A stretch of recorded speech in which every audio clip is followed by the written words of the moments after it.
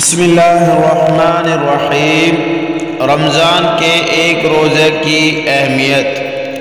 حضرت ابو ہریرہ رضی اللہ تعالیٰ عنہ سے روایت ہے کہ رسول اللہ صلی اللہ علیہ وسلم نے فرمایا، جو شخص رمضان کا ایک روزہ بھی بلا عذر شرعی، سفر اور مرض کے بغیر چھوڑ دے، پھر مدت العمر اس کی تلافی کے لیے روزے رکھے، تب بھی ایک روزے کی کمی پوری نہ ہوگی۔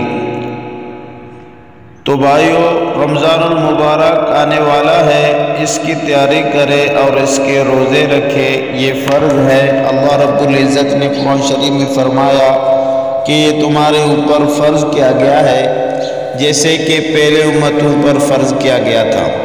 تو یہ فرض ہے، اس کو نہ چھوڑے، اس کے بہت اجر ہے، ثواب ہے۔